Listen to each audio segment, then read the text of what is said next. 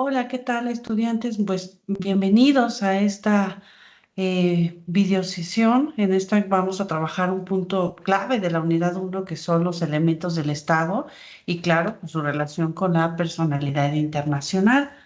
Y para conducir esta sesión voy a utilizar como marco central la Convención sobre Derechos y Deberes de los Estados, adoptada en Montevideo de 1933, en el contexto de la séptima Conferencia Internacional Americana, en el cual este instrumento es especialmente útil porque ofrece una formulación clásica de lo que en término jurídico internacional caracteriza al Estado. Antes de iniciar, quisiera primero, bueno, decirles, ¿no? Cuál es el objetivo de nuestra sesión, que es analizar estos elementos del Estado y su relación con la personalidad internacional, tomando en cuenta como eje la Convención de Montevideo de 1933, adoptada pues en esta séptima conferencia, ¿no? Aquí la idea que conserves desde el inicio es esta, que el derecho internacional, el Estado, no es solamente una organización interna, es una persona de derecho internacional capaz de actuar hacia afuera, de adquirir derechos y obligaciones, de integrarse a la vida, perdón, jurídica internacional y de responder por sus actos, ¿no? Y en esa lógica, comprender qué integra el Estado es comprender por qué el Estado es sujeto central del sistema.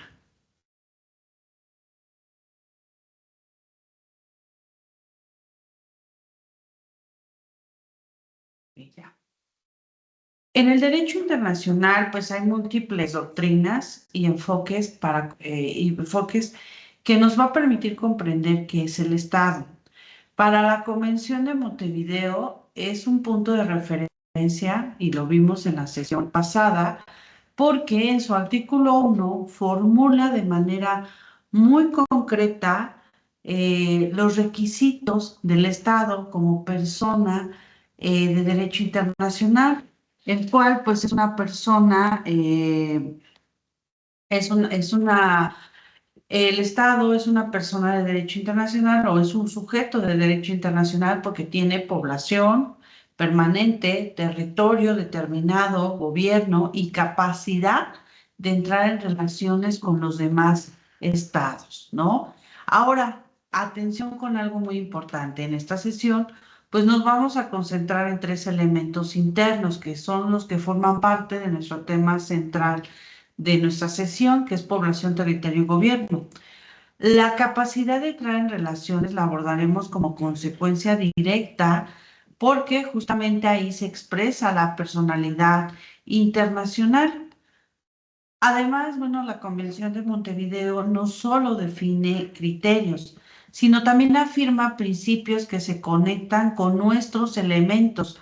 Por ejemplo, que la existencia política del Estado es independiente del reconocimiento que los estados son jurídicamente iguales, que no existe derecho de intervención, que el territorio es inviolable y que las controversias pues deben de resolverse de manera pacífica. Y todo eso nos permite enlazar la estructura interna y el funcionamiento internacional. Durante la sesión pues abordaremos cuatro aspectos. Primero, el criterio clásico de la Convención de Montevideo como un método de identificación que es el Estado. Segundo, pues es el desarrollo del primer elemento, que es la población, conectándolo obviamente como consecuencias internacionales concretas. Tercero, pues el desarrollo del elemento, que es el tercer elemento, que es el territorio, no es el segundo elemento, que es el territorio, y su vínculo con integridad territorial y la inviolabilidad y no la adquisición por la fuerza. Y cuarto, pues es el tercer elemento, que es el desarrollo del elemento de gobierno, con especial atención a la efectividad, continuidad y representación del Estado en el plano internacional. Y de ahí, pues se cierra con una integración con estos elementos, se refleja lo que es la personalidad internacional y por qué incluso con crisis internas el Estado suele conservar su condición de sujeto. El marco general, el Estado como persona de derecho internacional, según Montevideo, en el artículo 1 como punto de partida, que es en lo que vamos a estar tratando, pues es lo que el artículo 1 de esta convención expresa en su idea central. Para que el Estado sea considerado sujeto de derecho internacional, pues debe de reunir ciertas condiciones básicas. No se trata de una lista decorativa, más bien se trata de un criterio práctico que parece una y otra vez cuando se discute en la realidad internacional si una entidad puede actuar como Estado y si puede firmar tratados y si puede integrar una organización internacional o si puede invocar derechos y asumir obligaciones. Ahora bien, aquí es donde conviene aclarar dos riesgos comunes a la hora de interpretar sobre todo el artículo primero de nuestra convención. Y el primer riesgo es pensar que requisito significa perfección. No, el derecho internacional observa la funcionalidad mínima, no estados ideales. Y el segundo riesgo es confundir el Estado con gobierno. Aquí la Convención de Montevideo nos ayuda a distinguirlo, sobre todo a partir del artículo tercero, en donde el Estado y el reconocimiento que vamos a ver más adelante. Aquí la Convención establece que la existencia política del Estado es independiente del reconocimiento por otros estados, es decir, el reconocimiento puede tener efectos políticos y prácticos, pero no crea al Estado por sí mismo. Y el propio artículo tercero añade algo que conecta con el elemento de gobierno, que es incluso antes del reconocimiento el Estado. Y aquí tiene derecho el Estado de defender la integridad, pues la independencia y a organizarse, legislarse, administrarse, definir su competencia de sus tribunales, con la limitación de respetar pues, los derechos de otros estados conforme al derecho internacional. Y esto es muy útil para nuestra sesión porque ya nos muestra el puente entre la estructura interna y la proyección externa, ¿no? Y con base a esto vamos a avanzar al primer elemento, que efectivamente pues es la población. La población y por qué se sostiene la personalidad internacional. Aquí la población es una comunidad humana más el vínculo jurídico-político. En derecho internacional, cuando decimos población como elemento del Estado, no estamos diciendo simplemente que hay gente, estamos diciendo que existe una comunidad humana relativamente estable vinculada a un orden estatal, de manera que el Estado puede representarla, protegerla y organizarla jurídicamente. Por eso se dice que la población es una población permanente, que ahí se encuentra.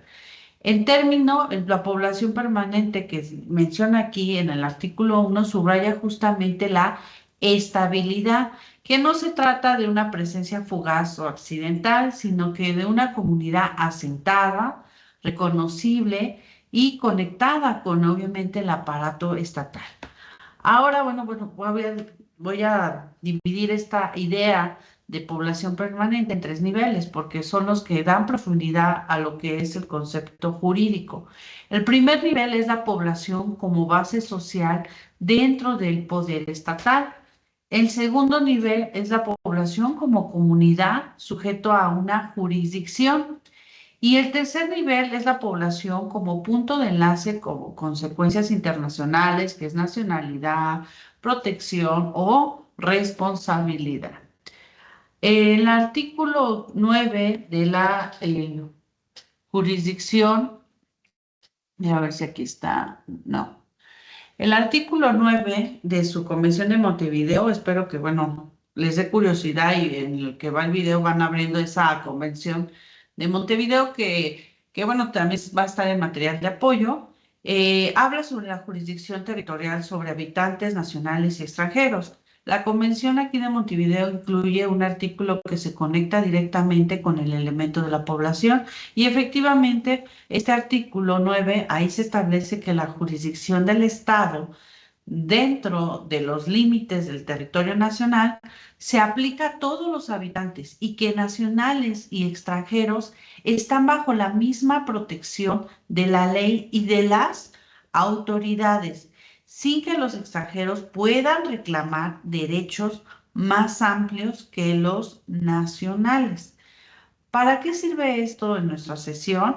Para entender, pues precisamente que la población no es solamente una composición social, es el sujeto humano sobre el cual el Estado va a ejercer autoridad y va a garantizar también la protección. El Estado existe también para producir pues este orden jurídico y protección a quienes están bajo su jurisdicción. Y ahí vemos todo el sector de los tribunales, estas instituciones donde nosotros podemos acudir cuando un derecho es vulnerado o bien el Estado puede obviamente sancionarnos en caso de que cometamos nuestra acción u omisión pues sea contraria a la ley. Y esto conecta con un punto clave. Cuando el Estado falla en protección, cuando se fractura el vínculo jurídico con su población, su capacidad de presentarse internacionalmente como representante de una comunidad humana se debilita. ¿Se han preguntado o han tenido curiosidad, por ejemplo, cómo nos ven al Estado mexicano desde otros puntos de vista, desde otros estados? Y no es de asombrarnos, sino hay que meternos y buscar en los periódicos de mayor circulación de España, de Estados Unidos, de Nueva Zelanda, de Reino Unido, de Francia, para ver qué proyectamos nosotros como territorio, como Estado mexicano. Y se van a dar cuenta una realidad, que lo que más invada no son los reconocimientos, los premios, el crecimiento económico, sino más bien cuestiones de inseguridad. ¿Por qué? Porque el Estado está fallando en nuestra protección, que es una de sus principales funciones como Estado. Y esto pues nos lleva a una cuestión de qué es lo que se está, que este vínculo jurídico pues se está fracturando, ¿no? Ahora, bueno, pues hay un paso en el plano internacional, uno de los vínculos más relevantes entre la persona y el Estado pues es la nacionalidad, porque a través de ella se activan efectos internacionales como protección consular, protección diplomática, ciertos reclamos y el reconocimiento de deberes estatales de tutela. Aquí es cuando, pues obviamente el individuo, la población, bueno, hace su reclamo a nivel internacional a través de estos tribunales, como es la Corte Internacional de Justicia o la Corte Interamericana, ¿no? Aquí no es necesario que toda la población sea homogénea, no es necesario que no existan migraciones, pero sí es indispensable que exista, pues dentro, para considerarse como un elemento de la población, un núcleo humano estable cuya relación con el Estado sea jurídicamente identificable. El ser mexicanos por nacimiento, por ejemplo, es lo que nos vincula a la nacionalidad, este elemento de población. Cuando ese vínculo se rompe o se vuelve masivamente incierto, aquí estamos hablando que el Estado enfrenta un problema que ya no es solo interno, que se vuelve internacional porque afecta, obviamente, pues estas relaciones diplomáticas, temas de movilidad, e inclusive el asilo que se llega a reclamar y en general la posibilidad de que el Estado pues cumpla sus deberes de protección, que es la razón de ser de un Estado. Imaginemos un caso donde un Estado atraviesa pues un colapso administrativo y una parte considerable de su población pues queda sin registros civiles efectivos, se pierden actas de nacimiento, se paraliza documentos de identidad, se multiplica el número de personas que no pueden acreditar su nacionalidad. ¿Se imaginan un escenario catastrófico en donde, pues sí, efectivamente, no hay un resguardo, no hay una consideración, obviamente, de respaldo? Y en el plano interno, pues la crisis parece administrativa, pero en el plano internacional el impacto es directo, porque ¿cómo protege al Estado a sus nacionales fuera del país? ¿Cómo coopera consularmente, porque pues, es a través de los consulados? ¿Cómo se acredita la identidad en los procesos de asilo y refugio? ¿Y cómo se garantiza que esa población no caiga en el tema de apatridia? Apatridia es cuando no tienen esta nacionalidad, ya lo van a ver más adelante en Derecho Internacional Privado, con mini casos, pero es a lo que voy, o sea, ahorita pues están seguros de ser quienes son, porque digo, yo soy mexicana, nací en tal estado, en tal colonia, y no es porque yo lo digo, porque hay un documento que me acredita mi acta de nacimiento, mi INE, mi CUR, pero si dejara, si todo eso se perdiera esa información, ¿quién dice ser quién es si no hay un comprobante? Entonces, aquí lo que quiero subrayar es que la población, pues es un elemento del Estado, porque la personalidad internacional del Estado se apoya en una comunidad humana que sea identificable y protegible. Cuando el Estado no puede sostener ese vínculo, se resiente su funcionamiento en el plano internacional. El segundo elemento, que es el territorio, en el artículo igual primero de la Convención establece que uno de los requisitos para ser un Estado, pues es que tenga territorio determinado. Y esto significa, jurídicamente hablando, que existe un espacio geográfico identificable donde el Estado despliega su autoridad y ejerce jurisdicción. El territorio determinado no significa fronteras libres de disputa, significa que el Estado pues tiene una base territorial reconocible como un núcleo donde efectivamente pues ejerce sus competencias. En derecho internacional, el territorio es más que un mapa, es un criterio de jurisdicción, un límite a la intervención de otros estados y un punto de referencia para obligaciones relacionadas con seguridad, protección de población y control gubernamental. Eh, en la Convención de Montevideo, sobre todo, ofrece un artículo que tiene, pues sí, esta enorme relevancia para entender que el territorio es clave en materia internacional. Es el artículo 11. Espero que estén anotando esos artículos, por favor. Pero en el artículo 11 establece la obligación de no reconocer adquisiciones territoriales o ventajas obtenidas por la fuerza o por medidas coercitivas. Afirma que el territorio de un estado pues es inviolable y no puede ser objeto de ocupación militar ni de medidas de fuerzas impuestas por otro estado, aún sea temporalmente. Y este artículo obviamente conecta con dos ideas esenciales. La primera, el territorio no es objeto disponible para el más fuerte, está protegido por reglas jurídicas. Y segundo, la protección del territorio se vincula con la estabilidad del sistema internacional y con la paz. Aquí es donde se entiende por qué cuando se vulnera el territorio se activan discusiones de uso de la fuerza de seguridad colectiva, uso de la fuerza, seguridad colectiva, que son estos principios que vimos de las relaciones estatales y la eventualmente pues responsabilidad internacional. Ahora, bueno, hay dentro del territorio y sus límites siempre va a haber disputas, ocupación y control de facto. Aquí, bueno, son estos escenarios que se presentan en la realidad, en la práctica. Permítanme un momento.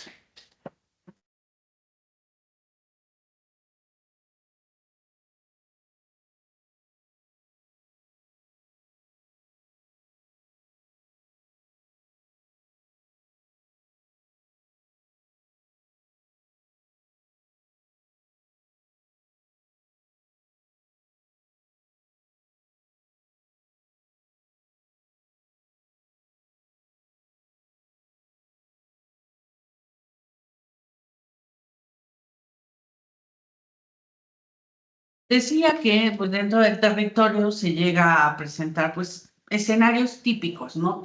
Que es en la práctica. El primero, pues es la disputa fronteriza.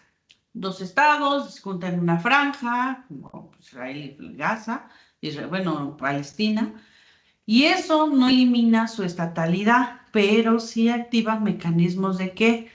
De solución pacífica, que lo peor escenario es que terminan en enfrentamiento, como el caso de Israel y Palestina. Segundo, ocupación o control de facto por terceros. Y esto puede debilitar al gobierno y a la protección de la población, pero no necesariamente se llega a extinguir el Estado. Más bien genera una crisis de soberanía y de integridad territorial. Tercero es la fragmentación interna del control territorial. Cuando el gobierno no controla plenamente, pues ciertas zonas, el territorio sigue siendo parte del Estado, pero la efectividad del gobierno pues se va pues comprometida, se ve comprometida aquí. Y en estos escenarios el territorio pues sigue siendo el marco jurídico, pero la pregunta será qué tan efectivo es el ejercicio del poder en ese espacio y qué consecuencias surgen en materia de cooperación, seguridad y sobre todo de responsabilidad. Imagina dos estados con una controversia fronteriza histórica. Mientras el caso se está negociando o se somete a un mecanismo jurídico, pues ambos estados mantienen instituciones, población y la administración, pues dentro, interna administración pública, ¿no? Y esto nos enseña que la estatalidad, pues no desaparece por una disputa. Lo que ocurre es que el territorio como elemento se convierte en el centro de un conflicto jurídico que debe de resolverse por medios pacíficos.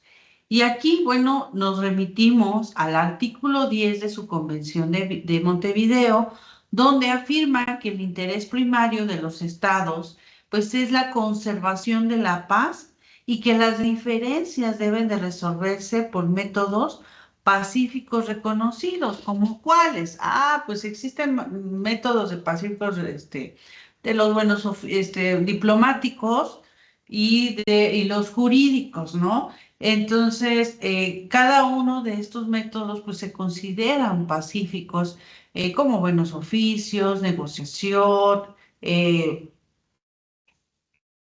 cosas como el arbitraje, a través de los mecanismos alternos de solución de controversias, etcétera. Esta es la manera en que un Estado puede resolver sin entrar en confrontación. El peor, por eso les digo, el peor de los escenarios es que ese Estado pues ya entra en un conflicto armado, ¿no? Y con esto pues cierro el punto de que el elemento del territorio pues sostiene la personalidad internacional porque va a delimitar jurisdicción, activa el principio de integridad y la inviolabilidad y esto pues condiciona la interacción pacífica entre los estados. El tercer, obviamente, elemento pues es el gobierno. El gobierno, aquí la Convención Montevideo lo incluye también expresamente en el artículo primero, en donde el gobierno pues es la organización institucional del poder, dirige la administración, establece políticas, organiza la función pública, aplica normas a través de sus instituciones y va a sostener un orden jurídico interno. En derecho internacional el gobierno importa por dos razones. La primera es porque hace posible que el Estado exista como un orden efectivo. Sin gobierno, pues el Estado se vuelve una entidad nominal. Y segunda razón, porque el gobierno es la cara operativa de la personalidad internacional. Representa al Estado, negocia, firma, cumple, coopera, etcétera, ¿no? Eh, Aquí en esta convención de Montevideo, si nos vamos al artículo 3 de su convención de esta convención de Montevideo de 1933, lo expresa de manera clara, incluso antes del reconocimiento. El Estado puede organizarse como estime conveniente, legislar sus intereses, administrar sus servicios y sobre todo definir la competencia de sus tribunales, con el límite del respeto a los derechos de otros estados conforme al derecho internacional. ¿Qué quiere decir esto? Que esto es central para el elemento de gobierno porque revela que se espera de un gobierno en términos funcionales una capacidad de organizarse, de administrarse y de sostener instituciones, incluida la justicia. Aquí introduzco una distinción necesaria entre efectividad, que no es sinónimo de perfección democrática, sino efectividad significa esta capacidad real de operar, ejercer autoridad, de mantener un orden mínimo y de cumplir obligaciones. Que esto, bueno, pues se traduce efectivamente que si alguien comete algún ilícito, pues obviamente pues puede, pues va a ser sancionado. Cuando el Estado empieza a determinar este sí, este no, actos de corrupción, no, porque él es diputado, no, porque él es el gobernador, no se le puede sancionar, entonces no hay una efectividad. Me da una imagen de que, bueno, hay que ser muy conocido para no caer en cárcel o no tener una sanción. Y eso, pues obviamente va a generar un descontrol. Algo que sí, pues debes conservar para todo, pues tu curso, tu plan, bueno, tu materia, es que el Estado como sujeto tiende a ser continuo. Los gobiernos cambian. Y puede haber alternancias, puede haber crisis, puede haber transiciones, incluso rupturas institucionales, pero el Estado puede permanecer como un sujeto internacional. Y en estos casos lo que se disputa muchas veces es la legitimidad o la representatividad de ese gobierno, no la existencia del Estado como tal.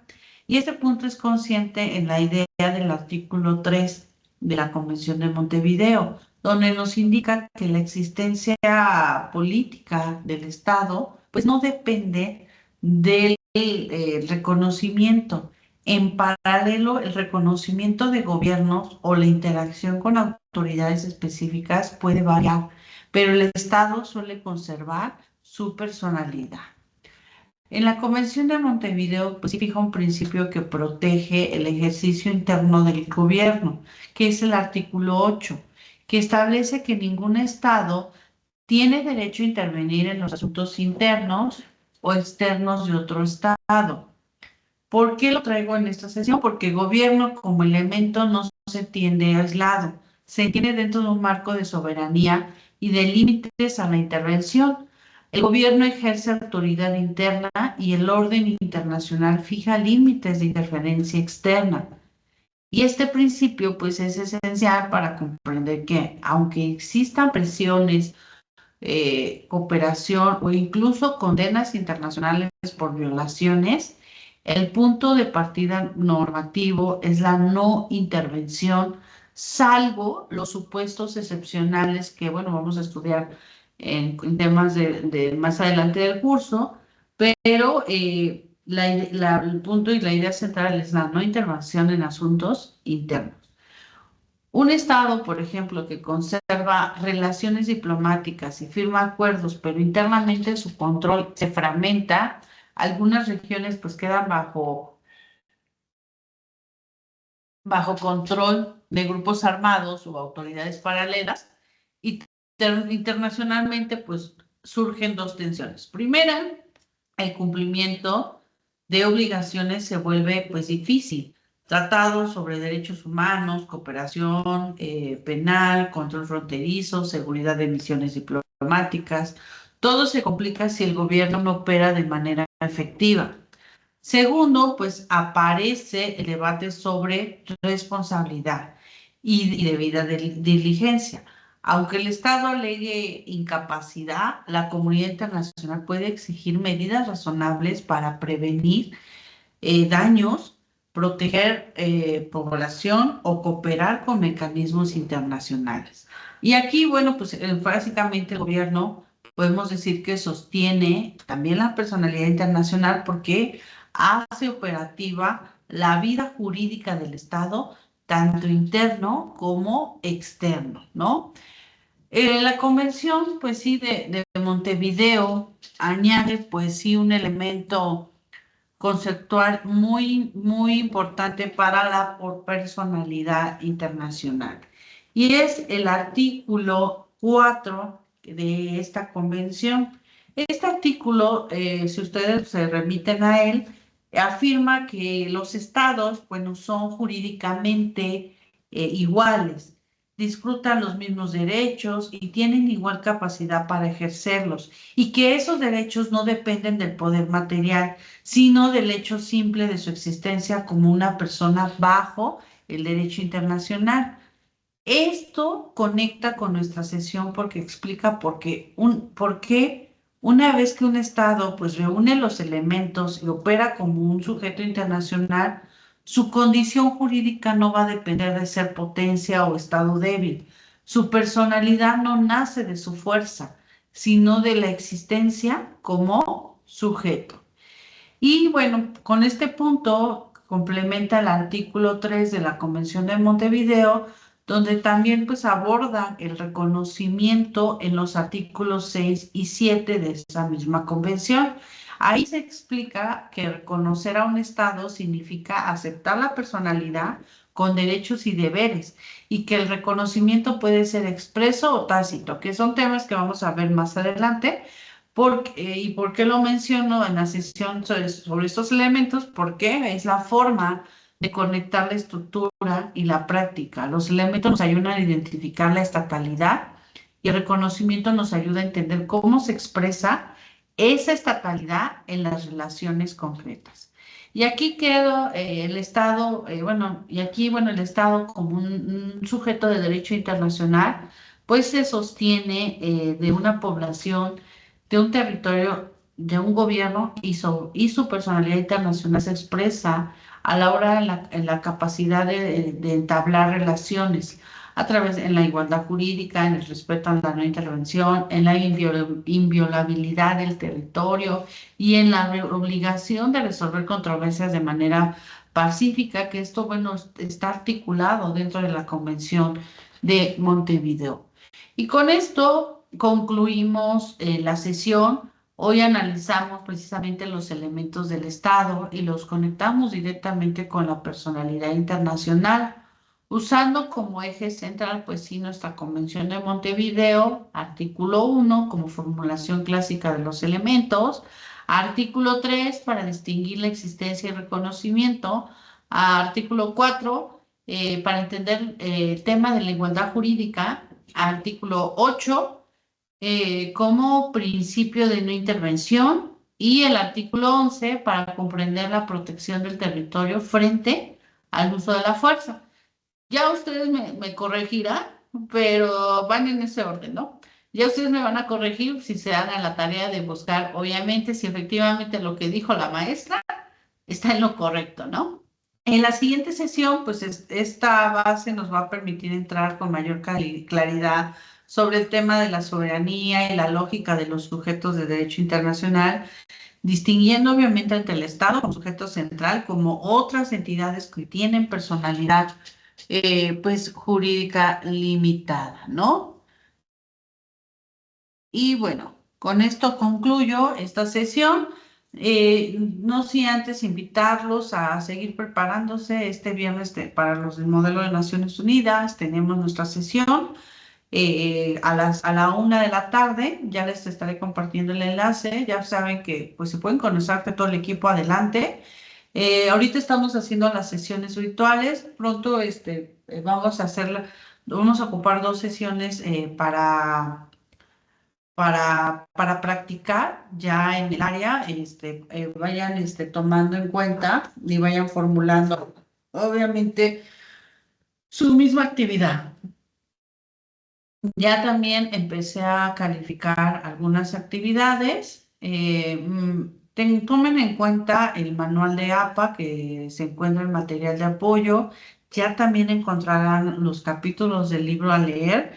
No son muchos, realmente debe ser el tiempo de leerlos. La idea es que ustedes vayan trabajando esta parte de la lección y bueno, por lo pronto los dejo. Este 19 es la segunda actividad, que es la actividad 2, estados soberanos, donde ustedes pues van a desarrollar un mapa mental, pero un mapa mental relativamente a estos estados. Recuerden que en el mapa mental lo que predomina son imágenes representativas y palabras, no conceptos, palabras que conectan obviamente a las imágenes, ¿sale? Es muy sencillo. Les digo que a veces pues la IA nos ayuda mucho, pero hay que darles los elementos, lo que llamamos los prompts, ¿no? Hay que darles los elementos, las bases. Pues ustedes fácil pueden utilizar la Convención de Montevideo, que les voy a poner igual el enlace para que ustedes lo tengan a la mano. Que tengan excelente semana, nos estaremos viendo en nuestra siguiente sesión. Y recuerden que las sesiones, las grabaciones las estoy poniendo las subo en YouTube y las estoy colocando el enlace para mayor accesibilidad a estas sesiones. Que tengan excelente día. Hasta luego.